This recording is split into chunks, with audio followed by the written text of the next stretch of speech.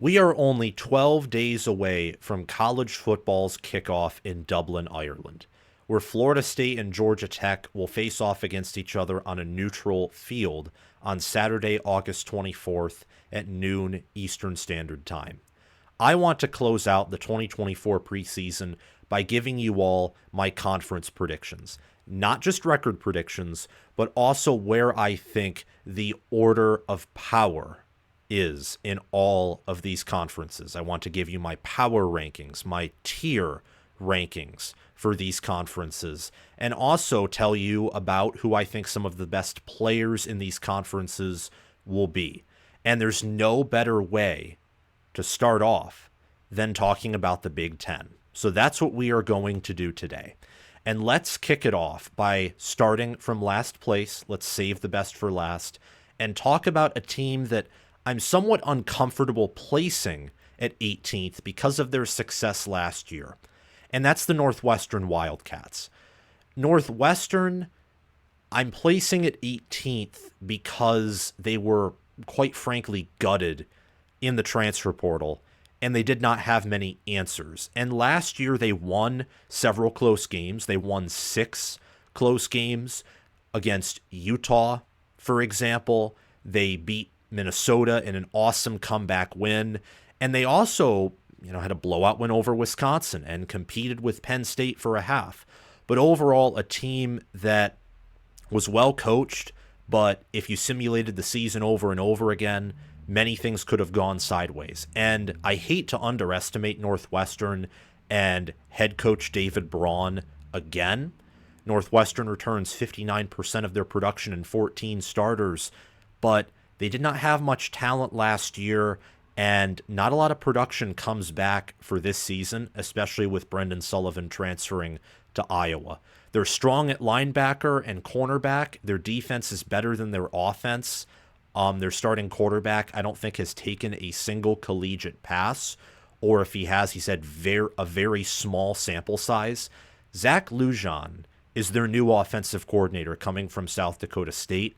He, I think, is the most intriguing person on this team. What can he do with this offense entering 2024 is a big question mark. They only scored 22.1 points per game last year, the Wildcats did. I think this team's ceiling is going 6-6, potentially with a bowl win.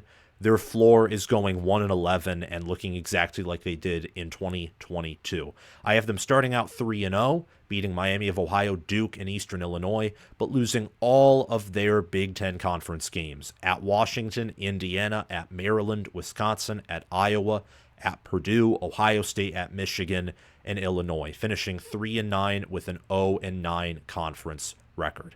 I expect a big step back this year, but I'm not necessarily confident in this prediction. They could find some ways to win like they did last season. At 17th, I have the UCLA Bruins. Chip Kelly left Deshaun Foster in a rough situation. I think regardless of what happens this season, whether it is a success or failure on the part of UCLA Bruins football, you cannot place all the blame, which I think is more likely, or the unlikely praise if they somehow do have success, on Deshaun Foster's shoulders. Although if they do succeed, I'd be more likely to praise Foster than criticize him if they failed. Because, again, I don't think Chip Kelly left this team in a good spot. There's only 10 incoming high school players, and while they did gain a lot in the portal, they also lost a lot in the portal, specifically to USC, where former defensive coordinator D'Anton Lynn, who turned around their defense last year, also departed too. UCLA does return 70% of their production. A lot of that is Ethan Garbers coming back at quarterback and guys like Spencer Holstidge on the offensive line making a return, one of the best guards in the Big Ten. And they're strong at running back and offensive guard, and their rushing offense should still be good. But defense in general is a question. Same with offense. This staff is very new. And UCLA has experience, but I think they lost a lot of quality depth, and they lack that right now.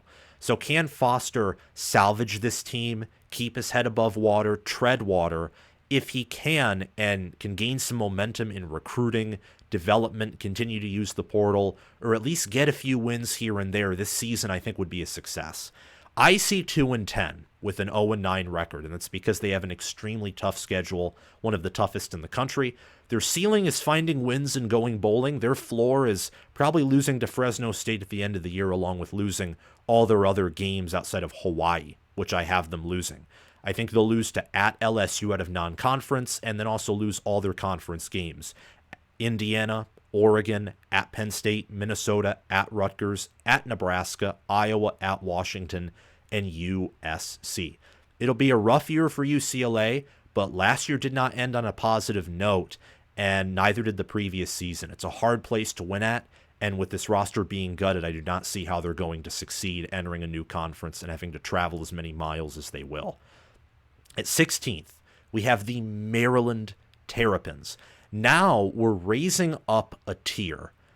Not exactly a whole tier in my mind, but maybe moving from the lowest tier and the B edition to the lowest tier A edition. Maryland is a step up from these previous teams. Maryland returns about half of their production and 10 starters. And as Mike Locksley said at Big Ten Media Days, this is going to be more of a defensively focused team. They are strong at running back with Roman Hemby. At wide receiver, they have some players there. And at linebacker, I'm also impressed with what they have with Ruben Hippolyte and some other players. And on the defensive line, too, with Quashawn Fuller. There are players on this team, and their run defense should be the strength of this roster, which is quite weird since Maryland is typically an offensive team under head coach Mike Locksley. I actually think their passing offense is what is going to take a big step back. MJ Morris and Billy Edwards are the two main quarterbacks in that room.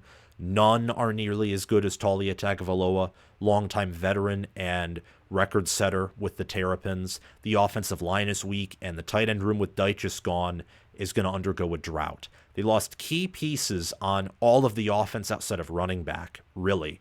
Who will step up to replace them? And I think the reason why Maryland will take a huge step back this year is offense is Locksley's specialty, and they rank 123rd in returning production on the offensive side of the ball.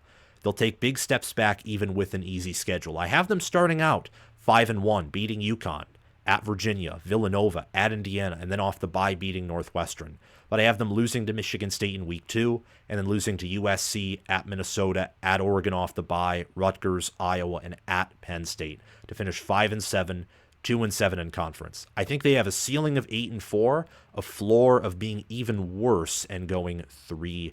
At 15th, we have the Purdue Boilermakers. Purdue is a team that I made a video on early in the season saying that I was high on them improving. And I still am. I think they will be a better team than last year, but this schedule is brutal, and they do not return enough starters or quality production for me to put them in that bowl-eligible category. I think they bring back, I know they bring back 11 starters and 63% of their production. They are big in the trenches and on their defensive front. That is their strength. Interior of the O-line, defensive tackle, defensive back, heck, I'd even say linebacker.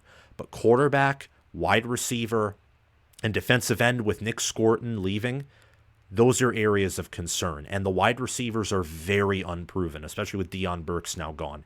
Interior trench play with Gus Hartwig, and then at the linebacker core to plug up the gaps with Kydron Jenkins. They're strong there. The passing offense is questions. They have a top 10 strength of schedule per ESPN's FPI and a lot of roster attrition. They will need upsets, desperately need upsets to have success. And I think the fact that at Oregon State, which I have pegged as a win, could be an upset, just shows not only the state of this team and how much rebuilding has yet to be done, but the tough schedule. The team is recruiting well. They had a top 30 class for the 2024 cycle, and they're doing moderately well in 2025, and the team's young, so I think they'll get better in 25. I think they'll beat Indiana State, play a close game with Notre Dame off the bye, but lose, beat Oregon State. They'll win against Northwestern in Week 10 and at Indiana at Week 14, but lose to Nebraska, at Wisconsin, at Illinois, Oregon, at Ohio State, Penn State, and at Michigan State to finish 4-8, 2-7 in Big Ten Conference play. Their ceiling is 6-6. Their floor is 3-9. At 14th, we have the Washington Huskies, and I think the Washington Huskies will suffer the same fate as the TCU Horned Frogs did after their national championship game appearance in 2022, going from 13-2 in a huge upset win in the college football playoff semifinal matchup against Michigan to then 5-7 and not being bowl eligible. And that's what I see here with Washington. The Pac-12 champions of 2023 in its final season, rest in peace to the Pac-12, and having a big upset over Texas in their semifinal matchup, to now missing bowl eligibility entirely. And that's because they only returned 40% of their production, 2 starters, which is less than what TCU returned after their national championship game appearance, and Washington is entering a tougher conference than what TCU was in, the Big 12, and this year's Big 10 will be tougher than last year's Pac-12, at least deeper, and they have an entirely new staff. Kalen DeBoer is off to Alabama, Ryan Grubb, their legendary offensive coordinators with the Seattle Seahawks, and Jed Fish and Brennan Carroll. I have faith in them and Fish's staff, but it will take more than a year for things to be fine-tuned and adjusted. I think they're strong at running back with Jonah Coleman and Cameron Davis. Alfonso Tuputala is one of their returning starters, and he'll anchor a good linebacker room. And at cornerback with Ephesians Prysock transferring, and I think they'll be solid there too. The rushing offense should be good. The overall roster depth, particularly at wide receiver, the defensive line, and tight end, are areas where I am concerned. Can this offensive line, which could make or break Jed Fish's offense and consequently the season, can they, with all of their youth, can they bounce back from the attrition that they have suffered? 6 out of 10 two-deep players are redshirt sophomores or younger. I have Washington beating Weber State, Eastern Michigan, Washington State, Northwestern, and UCLA, but losing at Rutgers, Michigan, at Iowa, at Indiana, USC, at Penn State, and at Oregon to finish the year 5-7, 2-7 in Big Ten Conference play with a ceiling of 7-5. Their floor is 4-8. We have the Indiana Hoosiers at 13th. Indiana is the first team that is bowl eligible that we will be discussing, and all but 2 of the remaining teams are bowl eligible. Indiana returned 64% of their returning production from 2023.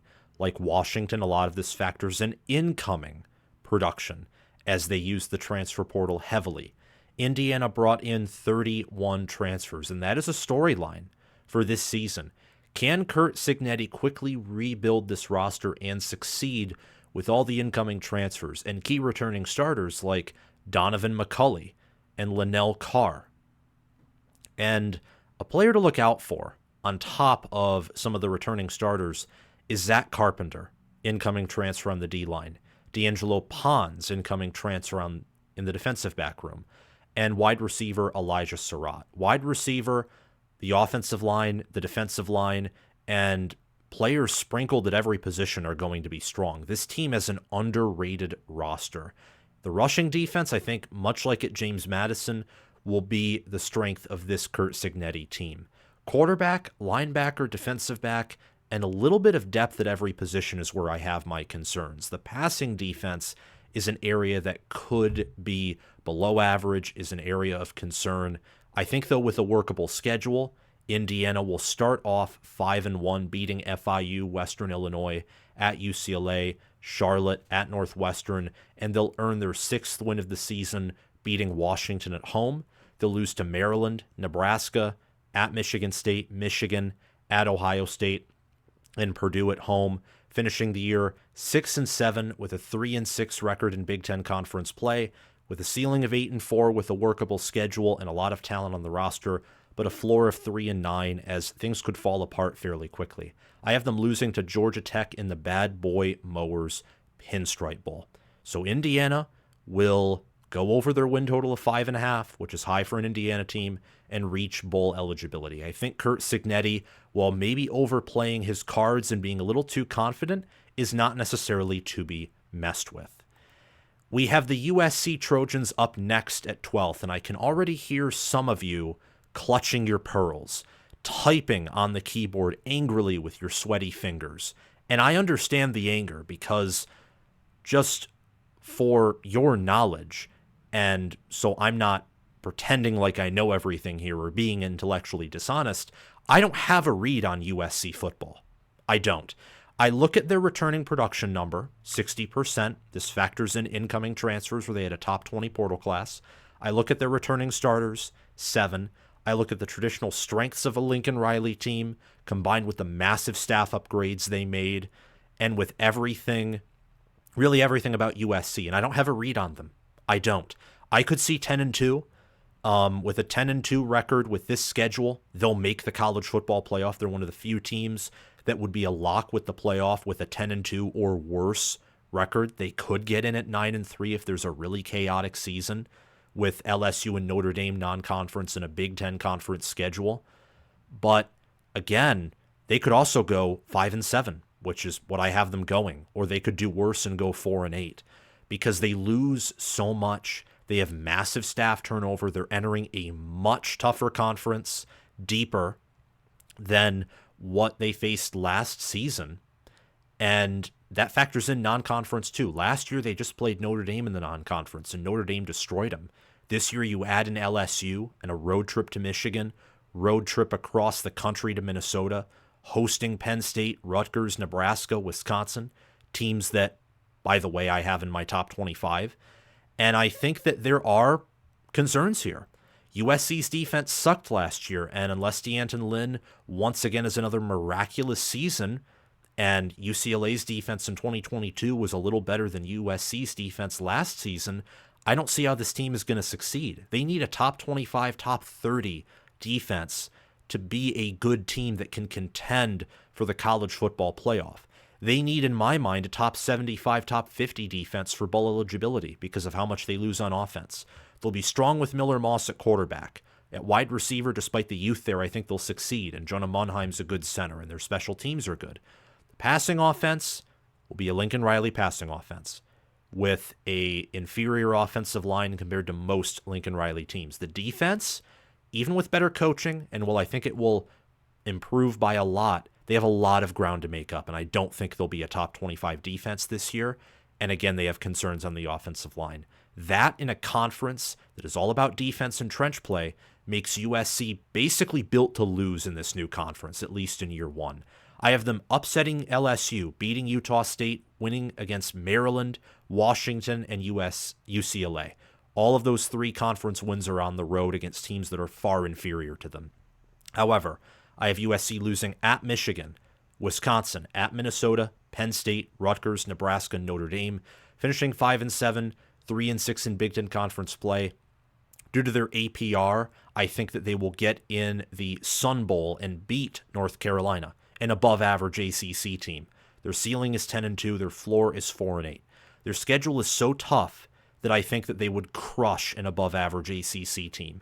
And with a schedule like Iowa's or Rutgers, this team, in my mind, would definitely be in the college football playoff conversation because they'd have time to build and time to gain experience. But there is no time.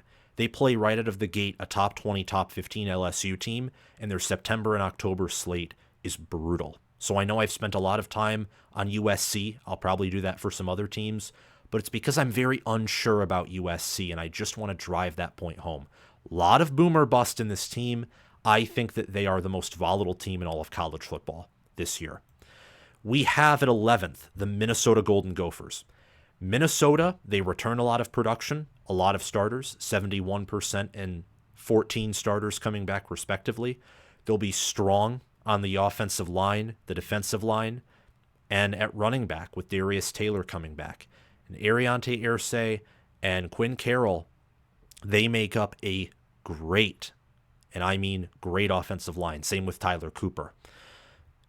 I see Minnesota and contrast them to USC.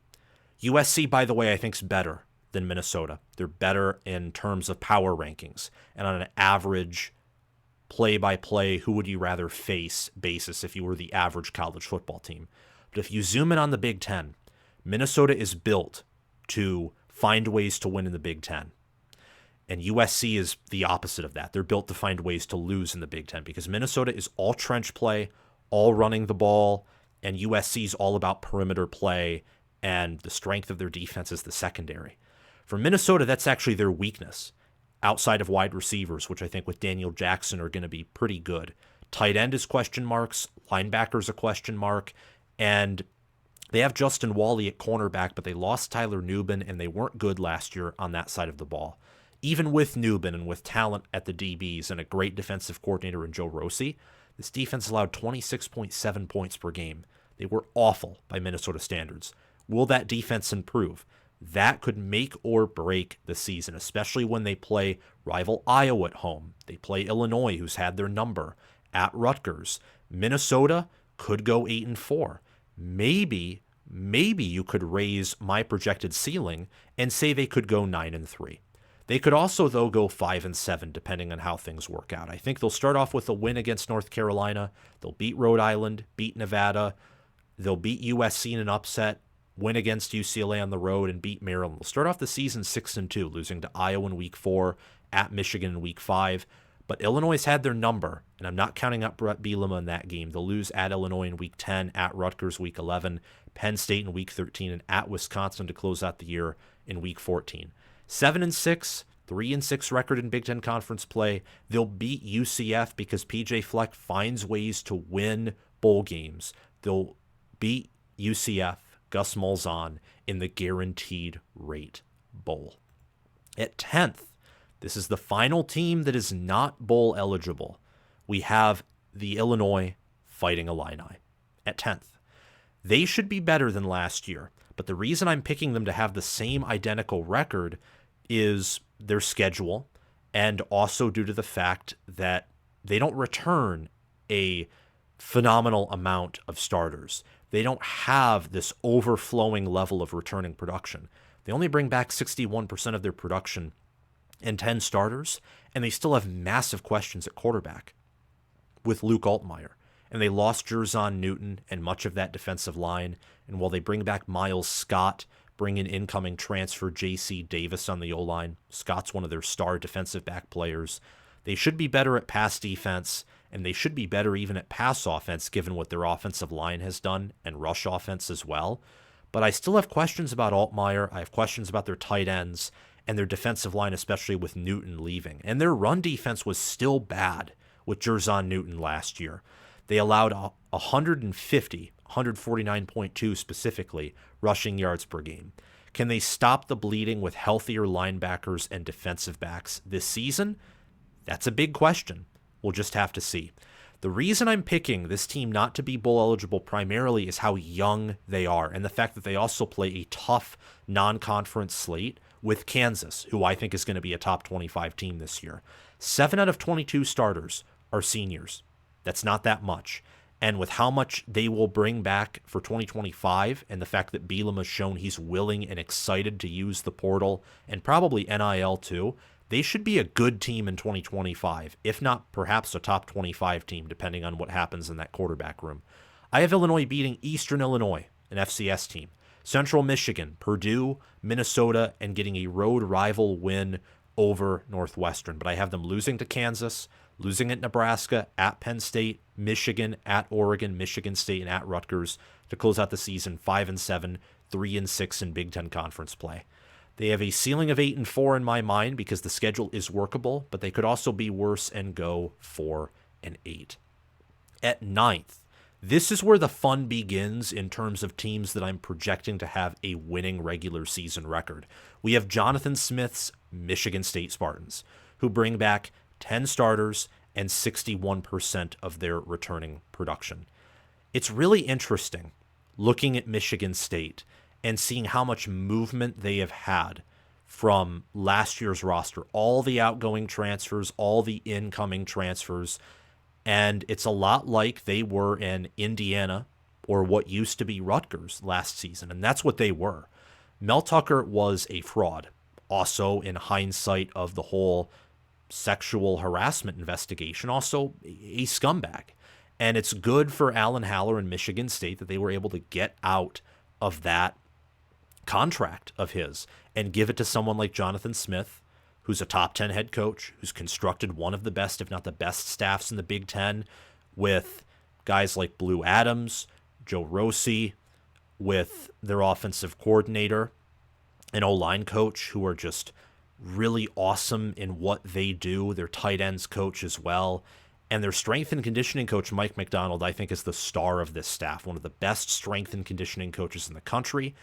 Seriously, this staff may be the Big Ten's best, and I'm inclined to say, bold opinion of mine, that it is the Big Ten's best.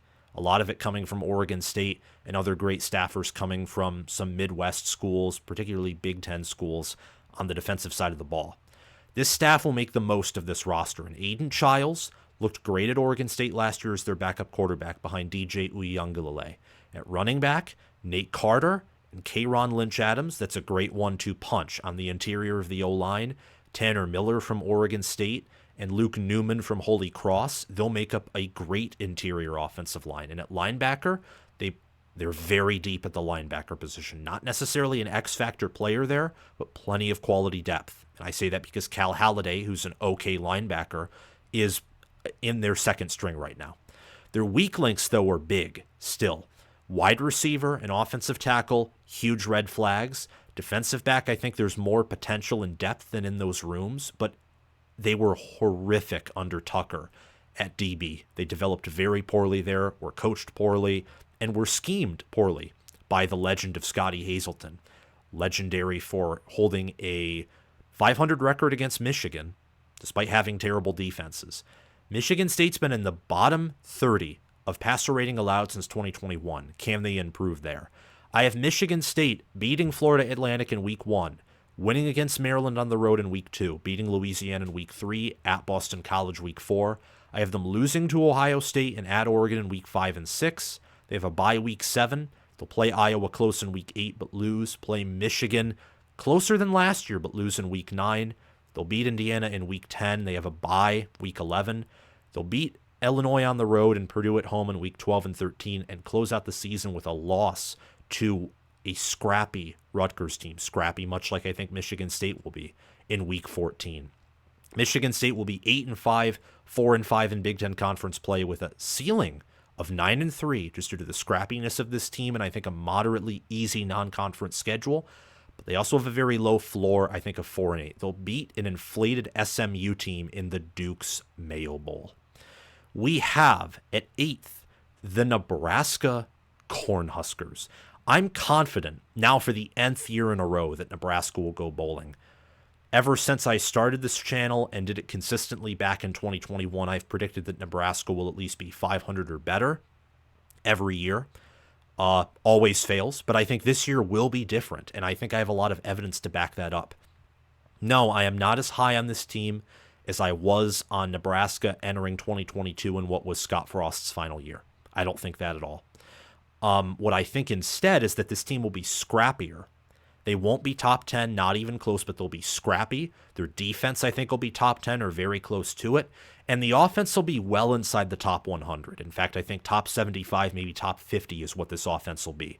That will be a massive improvement on top of a roster that returns 71% of their production and 14 starters. They used the portal sparingly because they have a lot of young players, and they didn't need to use the portal that much. Jamal Banks coming in, Dante Dowdle, and Bly Hill, I think, that are the biggest additions on this team, along with Stephon Thompson. I think Dylan Raiola is going to have a huge year and be a top 25 quarterback in year 1 nationally. Quarterback's an area of strength with backup Heinrich Harburg, too. At running back, with Emmett Johnson, Dante Dowdle, Gabe Irvin Jr., and Ramir Johnson, it's one of the deeper running back rooms in the Big Ten. The defensive line with Nash Hutmacher is great, and defensive back with Tommy Hill, Isaac Gifford, Bly Hill, and many others. That's a deep room and a secondary that I think will improve compared to last season. Offensive tackle, with Teddy Prohaska injured and also the inconsistent performance they had last year, I think is an area of weakness. And linebacker, they have John Bullock back, but they lost Luke Reimer and Nick Henrich. That's an area to pay attention to.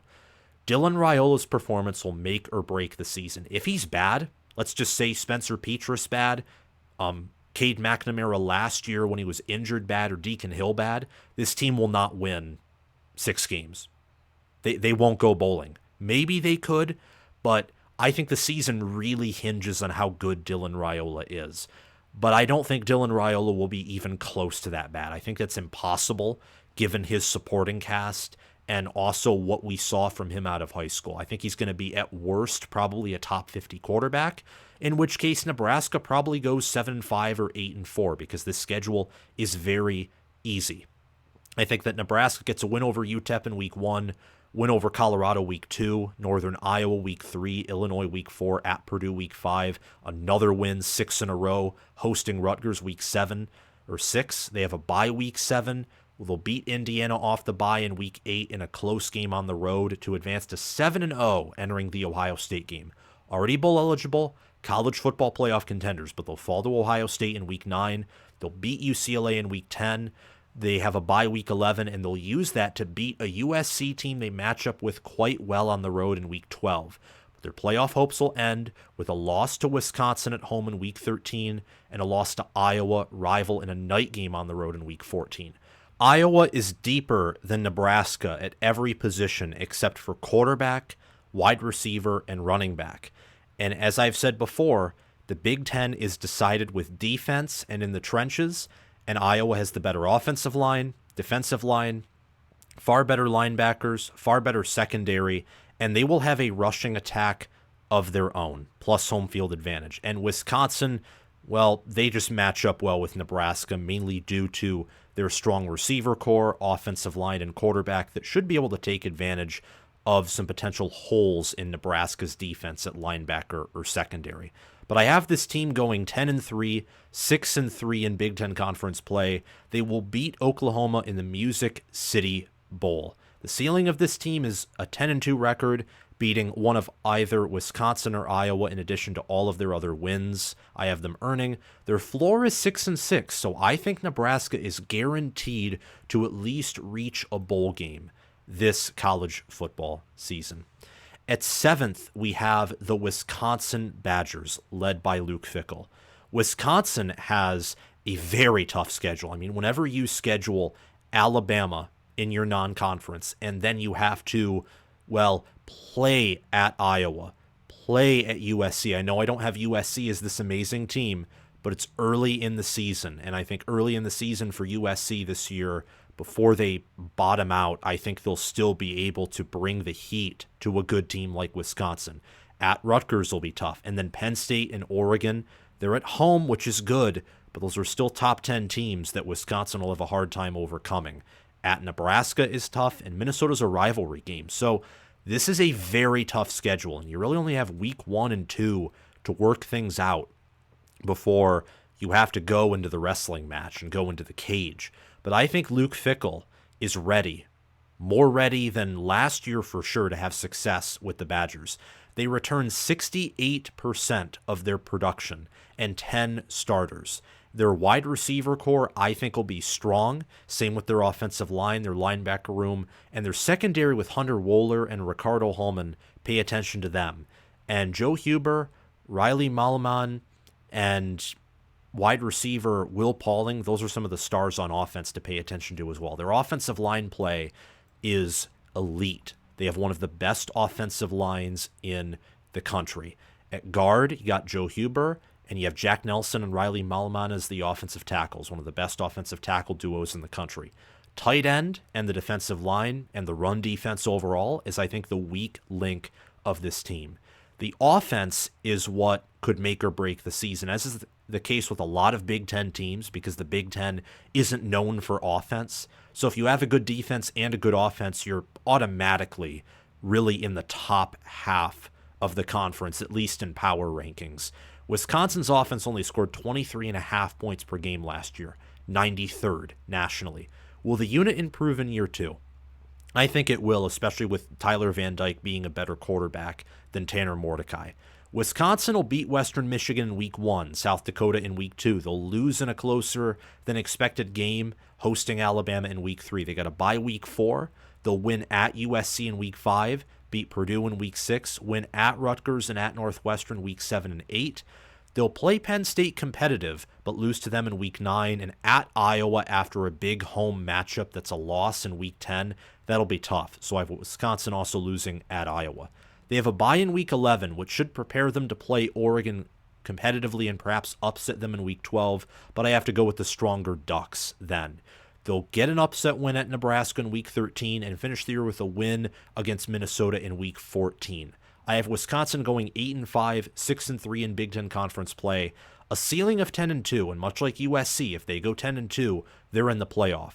But a low floor of 5-7, also due to a tough schedule, and the fact that we still don't really know what Wisconsin's identity is yet.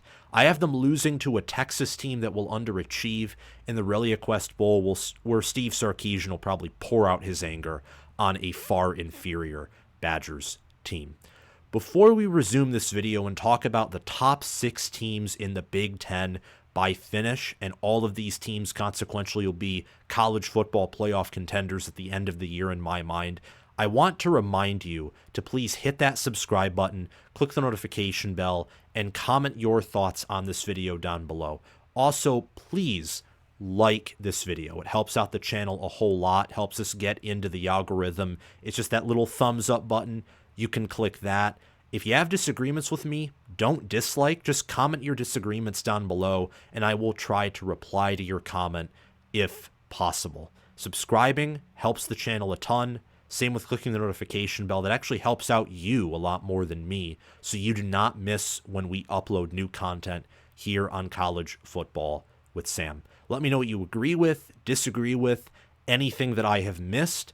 I love to be informed by my viewers. But let's get back right into it and talk about the Rutgers Scarlet Knights, who I have at 6th in the Big Ten Conference. Rutgers brings back an impressive amount of production from 2023.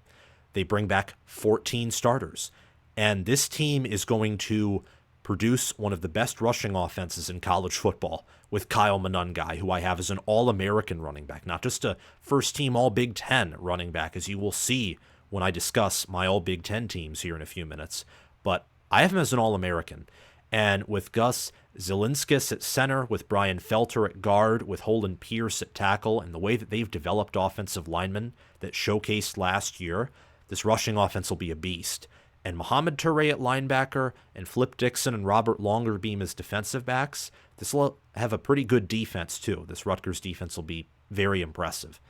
The rushing offense, the passing defense will be good. The pass rush will need to see improvement, but more so the offense as a whole when it comes to scoring touchdowns. Ethan Kaliakmanis, I do not think will be much of an upgrade over Gavin Wimsatt, who transferred to Kentucky. And at tight end, there is a hole there with Johnny Langan leaving. The offense needs to balance out. If they're one-dimensional, they'll not score many touchdowns yet again, and then my 10-2 prediction will not fall through. I think they'll score more touchdowns with a veteran offense, a slightly more capable quarterback, as proven by the fact that Kaliakmanis won the job, but that's an area to look out for. They were 96th in scoring offense last year. Still reached a bowl game and beat Miami, but they were bad in scoring offense along with a lot of Big Ten teams. I have Rutgers beating Howard in Week 1, beating Akron in Week 2. They get a bye before traveling on the road to Virginia Tech in Week 4. I think they'll beat Virginia Tech. They'll beat Washington in Week 5. That at Nebraska, hosting Wisconsin, hosting UCLA, and playing at USC stretch is very tough in October. I have them losing to Nebraska and Wisconsin in Week 6 and 7, but beating UCLA and USC in Week 8 and 9. They get a bye Week 10, and I have them going 4-0 in the month of November, beating Minnesota in Week 11, at Maryland in Week 12, Illinois in Week 13, and at Michigan State in Week 14. There, I think, will be several close games, whether one score or two score, many single-digit or just 10 to 14-point wins that Rutgers will have. But they're a scrappy team. They're well-coached. They're clutch. They have good special teams. Also, Jai Patel, one of the best kickers in the Big Ten. He will help them win games. I have them going 10-3, 7-2 in Big Ten Conference play with a ceiling of 11-1 due to the fact they have the easiest schedule in the Big Ten, but they could disappoint and just go 6-6 again. I have them losing to Texas A&M in the Cheez-It Citrus Bowl. At 5th, we have the Oregon Ducks, led by head coach Dan Lanning. Only Oregon and Ohio State were picked to win the Big Ten this season. And while I love Oregon, I still have them as a college football playoff team, a top 10 team, and I think they'll be near elite, could be elite this season. I do have my questions about whether they are going to win the Big Ten or even reach Indianapolis this season. They bring back 69% of their production from last year. They have 10 starters back, and with Dylan Gabriel at quarterback, Jordan James at running back, Tez Johnson, Evan Stewart, and Trayshawn Holden at wide receiver, a Johnny Cornelius and Josh Connerly Jr. on the offensive line, and players like Jabbar Muhammad or Derek Harmon or Jamari Caldwell or Jeffrey Bassa on defense, they're stacked. This may be, depending on how things shake out and whether Oregon continues to recruit and develop at an elite level, like seeing how the 2024 class pans out and how the transfers all pan out, this could be college football's deepest roster. They have that potential, but they do have some questions at safety. Special teams outside of incoming transfer Atticus Sappington, I think, are still questionable. And I think their passing defense is going to be a weak spot this season with all that they have lost. And again, they're relying on a lot of transfers, specifically on defense, to pan out, to have a elite season. Remember, at Oregon, we're not talking about whether they can win 10 or 9 games. They can, and I think they will. We're talking about whether they can reach Indianapolis and win the Big Ten in year 1 of being in their new conference. The storyline for Oregon, I don't even think is around their defense specifically. I think it's more so around their offense, because they did not face good defenses last year. But this year they'll face Ohio State, Michigan, and Wisconsin. Those 3 teams should all have top 15, best case scenario, top 10 defenses, and Michigan and Ohio State will probably have top 4 or top 3 defenses. Can Oregon's offense score on those defenses, especially with a new quarterback, new pieces on the O-line? They have weapons still, but those defenses will be legit, just like how Oregon's offense is legit. They scored 44.2 points per game last year, but on the 52nd toughest strength of schedule.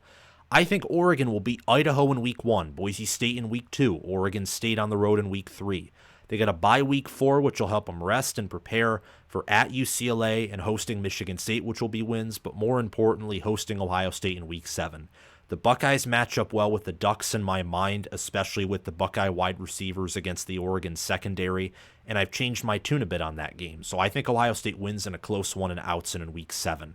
At Purdue and hosting Illinois in week 8 and 9 will be wins for the Ducks, but their goals of reaching Indy will be crushed on the road at Michigan in week 10. It's the big house. It's in November. It will be a new feel for Oregon. Maryland in week 11 and at Wisconsin in week 12 will be wins. At Wisconsin is a trap game and could be very close, and I think will be. But Oregon should get it done. And after the bye, they'll win in a dominant fashion against rival Washington, who Dan Lanning, for now, is winless against.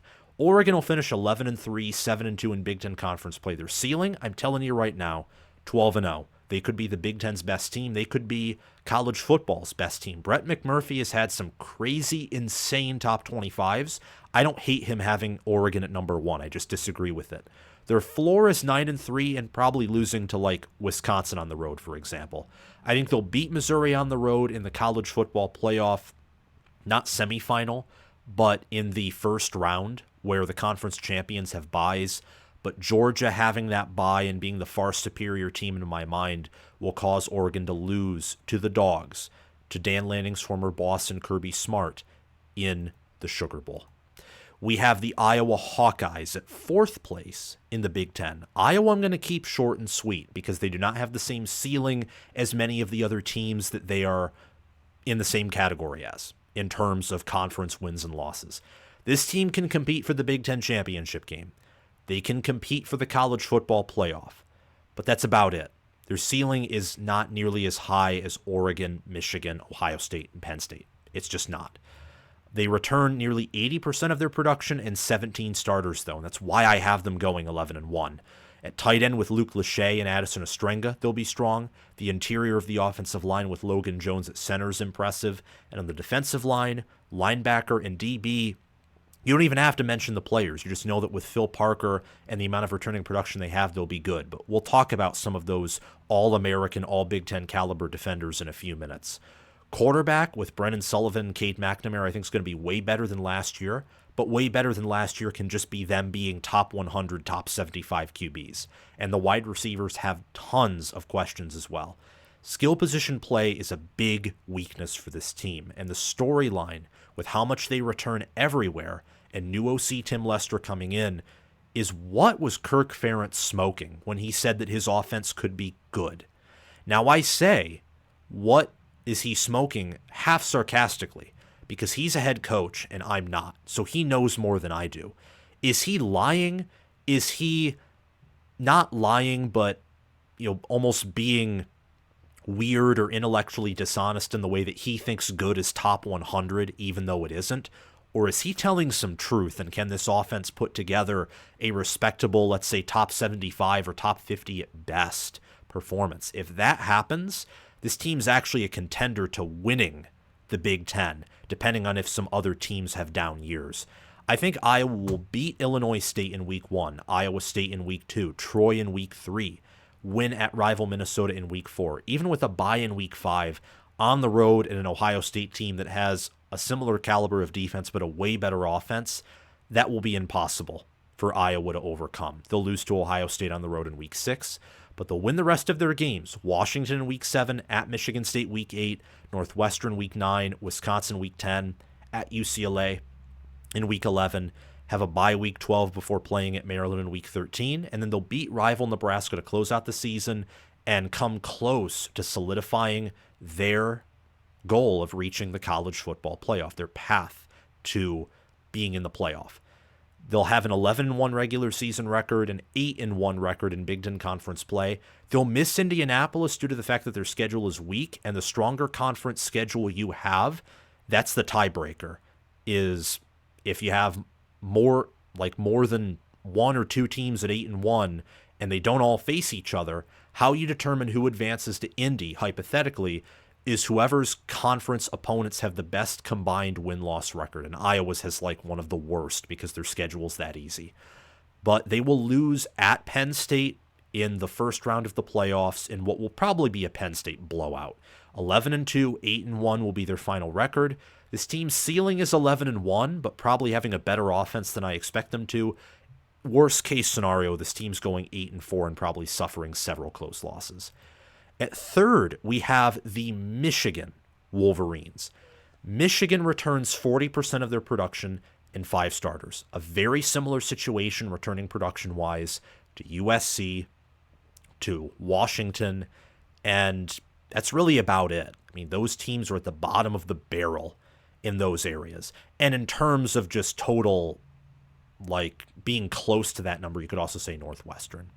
Don't know exactly what I was saying there, but case in point is Michigan loses a ton. But they lose a ton from one of college football's best teams of the 21st century.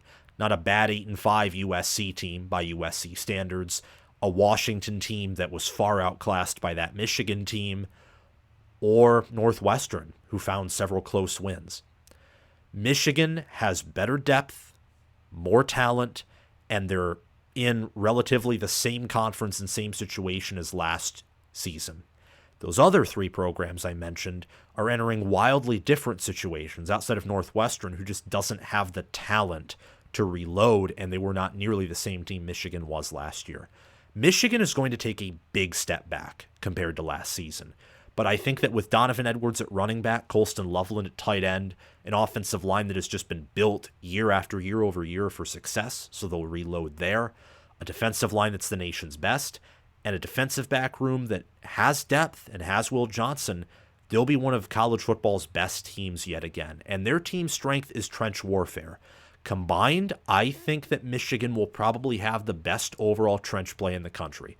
Mostly carried by their defensive line, though. This offensive line will not be top 5, probably won't even be close to top 5. Or that's their best case scenario, is just being right outside of that top 5 area.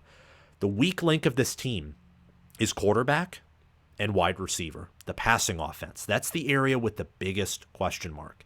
Will the passing offense be serviceable?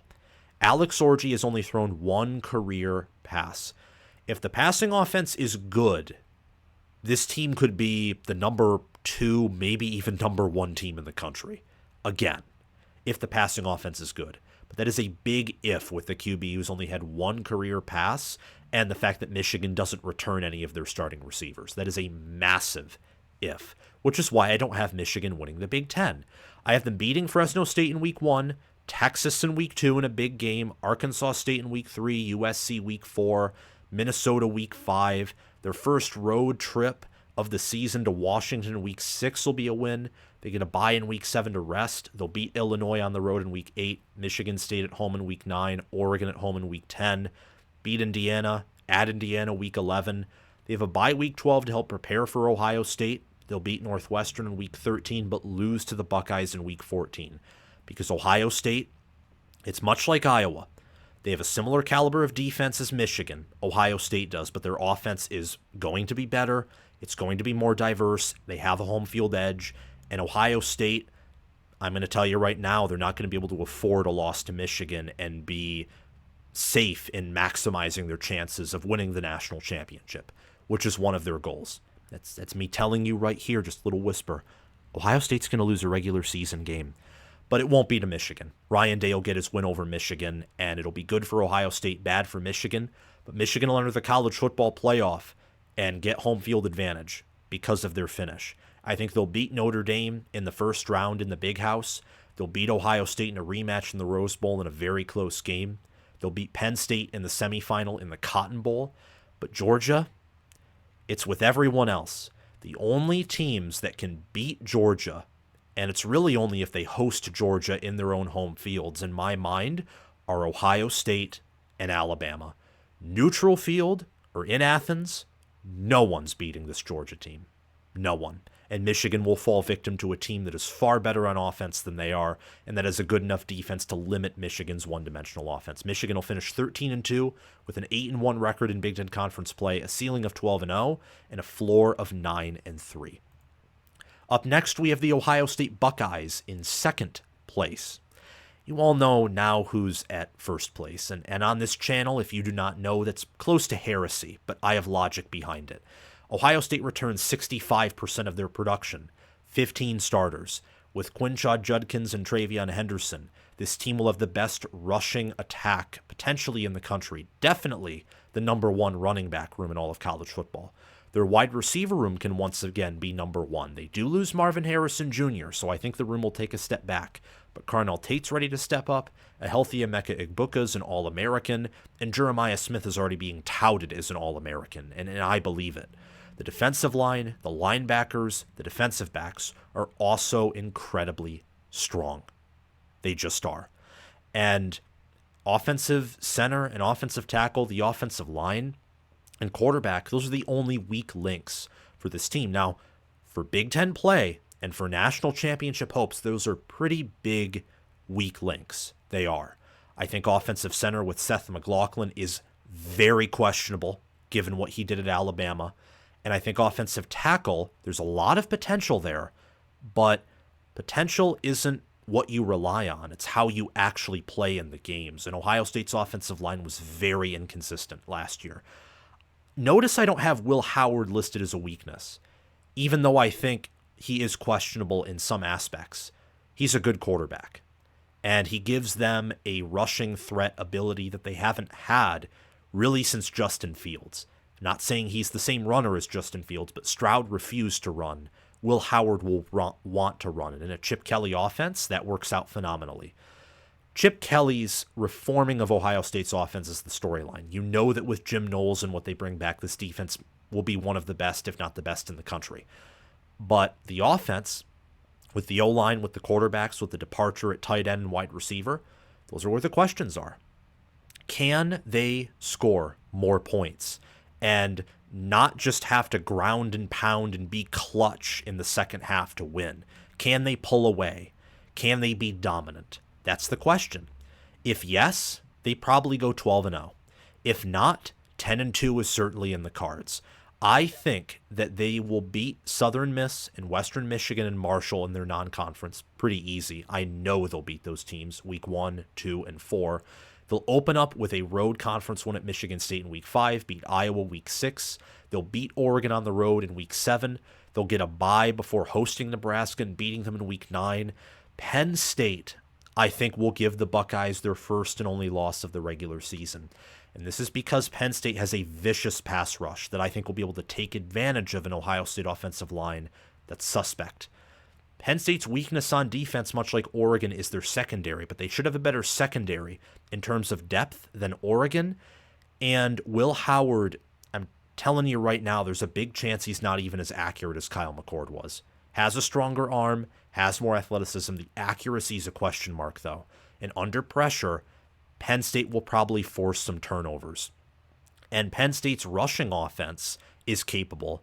And with Andy Kotelnicki, their passing offense will have a few wrinkles as well. Between at Oregon, at Penn State, and hosting Michigan, I just think Ohio State's going to lose one regular season game. And this year it's going to be Penn State. They'll beat Purdue in Week 11, beat Northwestern on the road in Week 12, beat Indiana Week 13, and they'll get a win over their rival Michigan for the first time since 2019 in Week 14. Ohio State will beat Penn State in the Big Ten championship game because Ohio State's the better team, and Penn State does not have enough matchup advantages to beat them on a neutral field, especially a second time around in my mind. It's hard to beat a good team twice, especially a team that's similar in caliber to you, which is then why I have Ohio State losing to Michigan in a rematch in the Rose Bowl. If anyone has questions about those matchups, trust me, if just one team had an additional loss or win, Ohio State would go to the national championship and Michigan would be home before the semifinals, or Penn State would be home before the semifinals. Believe me, my college football playoff bracket and where the Big Ten teams were seeded and where they advanced to was nearly entirely different. I actually had briefly Ohio State going 10-2, but then because of their seeding, I picked them to go all the way and barely lose to Georgia in the national championship game. The margin for seeding and winning, especially for teams that are in the top 10, just got a whole lot thinner with these tougher schedules, deeper conferences, and with the expanded college football playoff. Ohio State's ceiling is 12-0. Their floor is 10-2. And finally, we have the Penn State Nittany Lions. Penn State, I have going undefeated. Undefeated, you heard that right, in Big Ten Conference play and in the regular season. They'll beat West Virginia in Week 1, beat Bowling Green in Week 2, Kent State, Illinois, UCLA all at home in Week 4, 5, and 6. They'll play at USC in Week 7 and win that game, play at Wisconsin in Week 9 and win that game. They'll beat Ohio State and Washington at home in Week 10 and 11, at Purdue and at Minnesota in Week 12 and 13, and they'll close out the year with a big win over rival Maryland in Week 14. They bring back 67% of their production, 11 starters. Nicholas Singleton and Katron Allen, I think, make up possibly the second best running back room in the country, only behind Ohio State's. Tyler Warren's an All-American tight end. The defensive line, I think, is strong. Bringing back Devon J. Thomas, Donnie Dennis Sutton, Abdul Carter is moving to defensive end. Linebacker with Kobe King is great, and Kevin Winston Jr. is one of the nation's best safeties. The defensive line play of Penn State is the non-negotiable that you'll have to play up against. This pass rush would make Alex Orji's job hard. It would make Will Howard's job hard. It would even challenge a Johnny Cornelius and Josh Connerly Jr., the best offensive tackle duo in the country at Oregon. That's how good this pass rush is going to be. Because, yes, they lose Chop Robinson and Adisa Isaac, but their defensive tackles know how to get to the quarterback, and they return their entire three deep there. Donnie Dennis Sutton and Abdul Carter are capable pass rushers too. And their safeties and corners have been used in blitzes before as well. I imagine Tom Allen will keep a lot of the Manny Diaz scheme and use it correctly. Penn State's a lot like Michigan. What's going to happen at quarterback? What's going to happen at receiver? The difference is, I think Penn State is better than Michigan at quarterback and better at offensive coordinator. They're going to be worse on the offensive line and I think worse overall on defense.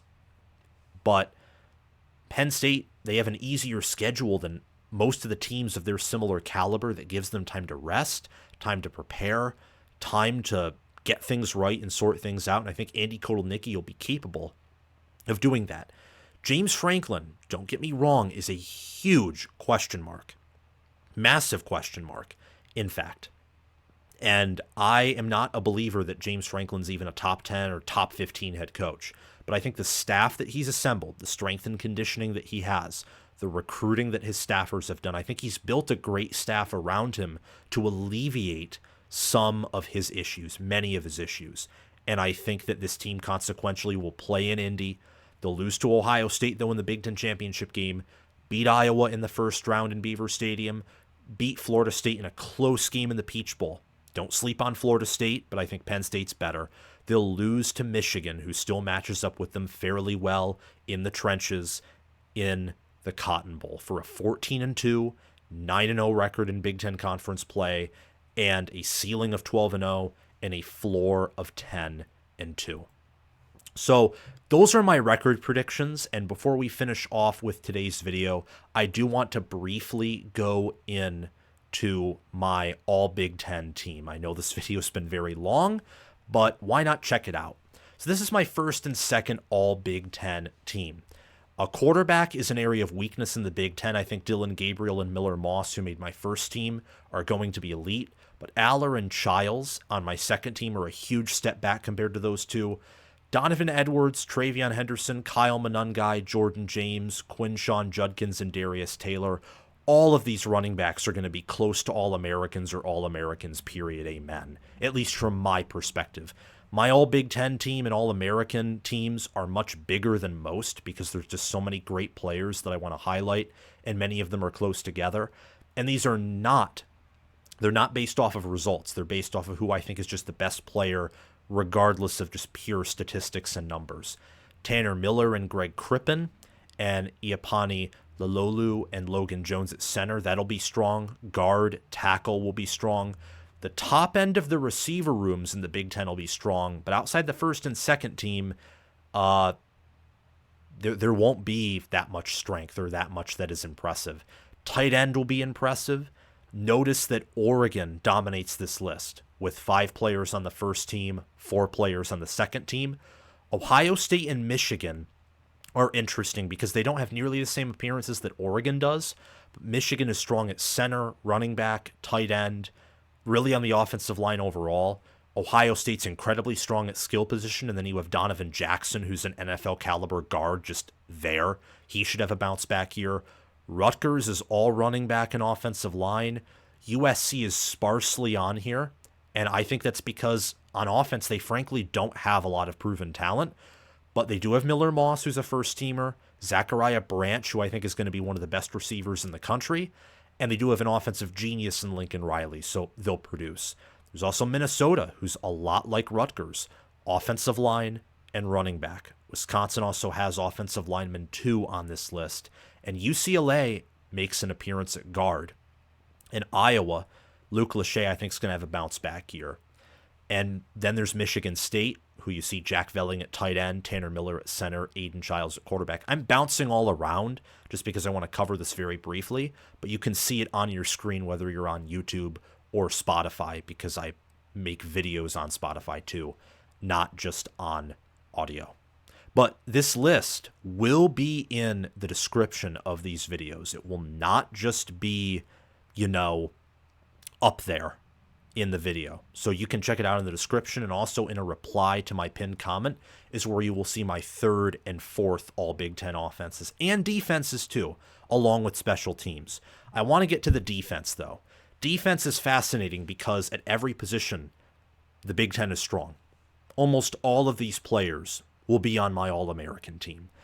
And that's not the case for the Big Ten on offense. That's more so the SEC. The SEC is much better than the Big Ten on offense, but the defense in the Big Ten, the defenses in the Big Ten are unmatched. Notice Michigan, Ohio State, Iowa, and Penn State's close behind those 3 teams. They all dominate this list. And then you have Oregon, Nebraska, Rutgers, even Purdue making an appearance, Wisconsin. Ohio State has Tyleik Williams at tackle, Sawyer at defensive end, Downs at safety, and Burke at cornerback for first team, and then Ty Hamilton at D tackle, GT Tuimoloau at D end, and Jordan Hancock at cornerback on my first and second team all Big Ten defenses. Michigan has defensive tackles, Mason Graham and Kenneth Grant on my first team. Rashawn Benny, rotational defensive tackles on my third team, actually. Josiah Stewart and Derek Moore at defensive end are on the first team. Will Johnson, corner, is on the first team as well. And then Ernest Hausman, linebacker, is on the second team. Makari Page, safeties, on the second team too. You got Iowa. First teamers are Jay Higgins and Nick Jackson at linebacker. Safety Xavier Nwampka. Cornerback Sebastian Castro. Second teamers are defensive tackle Yaya Black, defensive end Deontay Craig, and safety Quinn Schulte. And for Penn State, and by the way, I have Iowa, Ohio State, Michigan, and Penn State. Sneak preview. Those are my top 4 defenses. Iowa first, Ohio State second, Michigan third, Penn State fourth. Penn State has defensive end Abdul Carter and linebacker Kobe King on the first team. They have defensive end Donnie Dennis Sutton, linebacker Tony Roas, and safety Kevin Winston Jr. on the second team. That right there is it for the all Big Ten teams. And finally, I do want to go back and talk about my power rankings. These power rankings are who I would pick to beat the average team in college football on a neutral field. So trying to imitate ESPN's FPI, the JP poll, but just with my own brain power, which is very limited. A computer would be much better at this. But as I see it, Ohio State's at 1, Michigan's at 2, Penn State's at 3, Oregon's at 4, Iowa's at 5, Wisconsin 6, Nebraska 7, Rutgers 8th, USC 9th, Michigan State 10th, Minnesota 11th, Illinois 12th, Washington 13th, Purdue 14th, Maryland 15th, Indiana 16th, UCLA 17th, Northwestern 18th. Ohio State, Michigan, Oregon, and Penn State are the only teams that I think who can win it all. Iowa could potentially win the Big Ten, but only in a very, very down season, or if their offense just explodes. Wisconsin, Nebraska, Rutgers, and USC, those teams can reach the playoff, but they could also potentially miss out on a bowl game or just make it to 500. Michigan State, Minnesota, Illinois, Washington, Purdue, Maryland, and Indiana make up the largest tier. And those are teams that at best could be top 25, maybe just top 30, and at worst have losing records by more than a game. And UCLA and Northwestern are basically bottom feeders in my mind. So that right there, those are my Big Ten predictions and power rankings. Thank you all so much for watching this video. Remember to like, subscribe, click the notification bell, and comment your thoughts down below. Thanks to Crash2488 and Brasco Rascal for being Heisman Patreon members. Thanks to Chris Lane, Connor Little OH, and Ismar for being All-American Patreon members. Thanks to John Lynn, Roaming Gnome, Matthew Sale, Austin Christmas, and Janai Shakakrel for being all-conference members. Thank you to all of my patrons for sponsoring this video and channel. And I hope to see you guys soon. Thank you so much for watching. Also, remember to check out my merchandise page and Patreon page via both the links and the description and posted in the pinned comment. I'll see you all soon. Bye-bye.